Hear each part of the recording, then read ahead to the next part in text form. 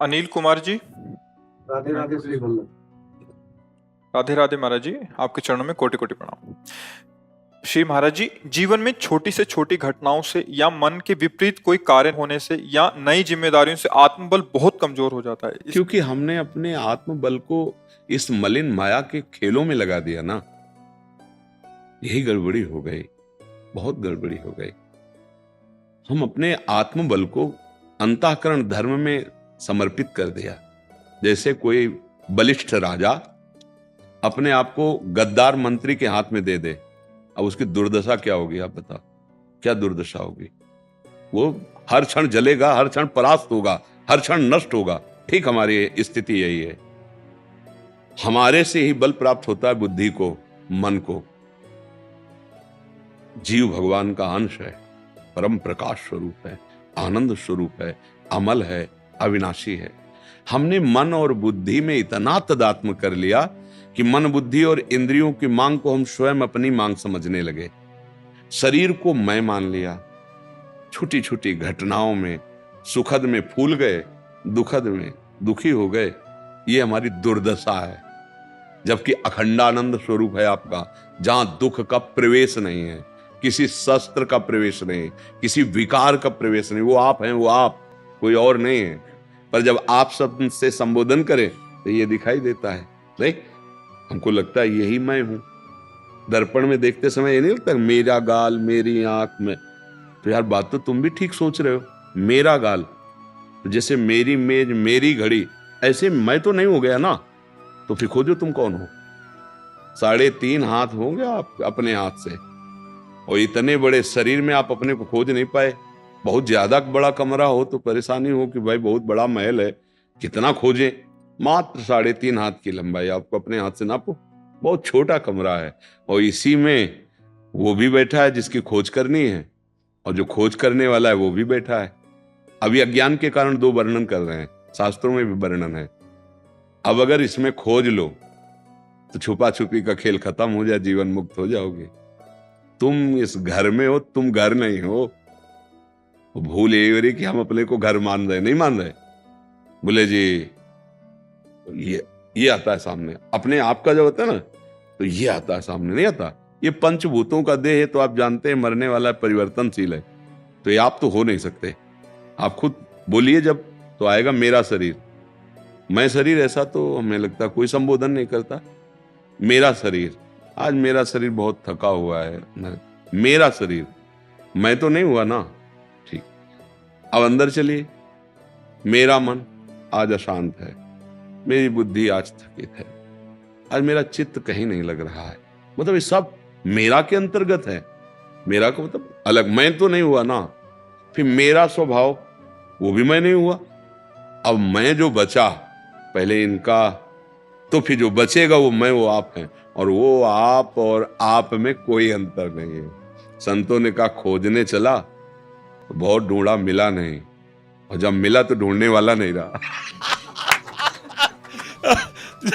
जब मिला तो ढूंढने, बहुत बहुत बहुत। ये मतलब अध्यात्म है ना। समस्त दुखों को नष्ट करने की सामर्थ्य अध्यात्म में है। जैसे जैसे उदाहरण में, स्वप्न में आपने देखा कि आप समुद्र में गिर गए और आप डूब रहे हैं। थक गए तैरते तैरते, अब आप डूब रहे हैं। अब आपको वहां कौन बचा सकता है? बाहर से मंत्र बचा सकता है, कि बाहर से नौका की व्यवस्था की जाए बचा सकता है, या बाहर से तैराक एकत्रित किए जाए तो आप बच सकते हो? नहीं बच सकते। अब आपको केवल जगा दिया जाए तो आप बच सकते हो, अन्यथा नहीं बच सकते। है नहीं? तो ऐसे ही अज्ञान में हम फंस गए। मैं स्त्री, मैं पुरुष, मैं कर्ता, मैं भोक्ता, ये मेरा, ये तेरा। माया किसे कहते हैं? मैं और मोर तोर तय माया, जे बस की ने जीव निकाया। अब लाख उपाय कर लो, दो दुनिया उपाय कर ले, तो जैसे उस पुरुष को न कोई नौका बचा सकती है स्वप्न में जो था, न कोई तैराक बचा सकता है, न कोई जहाज बचा सकता है। एक उपाय, उसको जगा दो। ऐसे ही समस्त दुखों से बचने का एक उपाय है भगवान का भजन। भगवान की जो महिमा है उसको आप जान जाओ तो जग जाओगे। यही जग जाना। जानिस तवें जीव जग जागा, जब सब विषय विलास विरागा। जेई जाने जग जाए हेराई, जागे जथा स्वपन भ्रम जाई। हर दुख सहने की सामर्थ, हर सुख सहने की सामर्थ, तो दुख सुख से ऊपर उठकर हर समय अखंडानंद, प्रसन्नता, परम सुख, यही प्राप्त करने के लिए मनुष्य जन्म मिला है।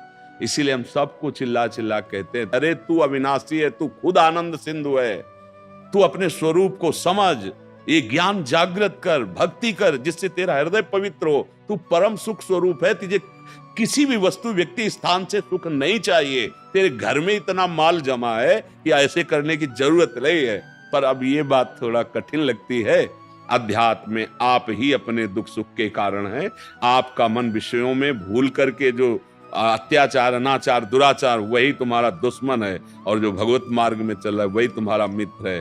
आप अपने मन को संभाल लीजिए, आप सुखी हो जाएंगे। पर ये बातें थोड़ा आध्यात्मिक है, इसलिए जल्दी लोग स्वीकार नहीं करते, उनमें भरोसा हो जाता है। राधा राधा राधा खुली बात है, कोई छुपाव नहीं। राम राम, कृष्ण कृष्ण, हरि हरि, नारायण शिव, नाम लेके देखो, भगवान को जीत लोगे। अजित भगवान तुम्हारे अधीन हो जाए। अब ये बात समझ में नहीं आती, कैसे बताए। आब्रह्म स्तंभ पर्यंतम सर्वम मायामयम जगत, सत्यम सत्यम पुनः सत्यम, हरे नाम केवलम। खुली, सब संतों ने खुली बात कही कि भगवान का नाम लो, भाव कुभाव अनख आलस हो, नाम जपत मंगल दिसि दसहु। तुम्हारी जिह्वा पे भगवान का नाम है, तुम्हें कोई परास्त नहीं कर सकता। थोड़े दिन श्रद्धा पूर्वक नाम जप करो, हृदय पवित्र होगा, ज्ञान विज्ञान से तृप्त हो जाओ। ऐसा नहीं कि भक्त के जीवन में दुख नहीं आता। हमें तो लगता है कि सबसे ज्यादा दुख तो भक्त के जीवन में आता है। आप देखो बड़े बड़े भक्तों, क्योंकि उनका आखिरी जन्म होता है, जो आखिरी, अब ये पूरा हिसाब किताब बराबर होगा तो फटाफट फटाफट बहुत बड़ा दुख छोटे में दे दे करके निपटाया जाता है। क्योंकि कानून कानून है, कानून व्यवस्था में अगर वहां प्रश्न उत्तर हो कि आप इसको मुक्त कैसे कर दिए, तो उसका हिसाब देना पड़ेगा आपको। देखो, ये इसने सत्कर्म किए, इस कर्मों के प्रभाव से, इस भजन के प्रभाव से इसका दुष्कर्म नष्ट हुआ, ये दुष्कर्म का फल भोगा। वो चाहे 5 जो कल्पों में भोगना है ना, 5 मिनट में भोगा के वकालत करके साफ, क्योंकि वही न्यायाधीश है, वही वकील है। तो इसलिए बड़े बड़े भक्तों के जीवन में देखा है कैंसर, ये वो, पर आप देखो उनका जीवन आनंद में होता है। हम उसी के अंश हैं जिसके आप हो, कोई अंतर नहीं। अंतर ये है कि आपने प्रभु को नहीं माना, अपना नहीं माना, शरीर को अपना माना, संसार को अपना माना, तो आप दुखी हो रहे हो।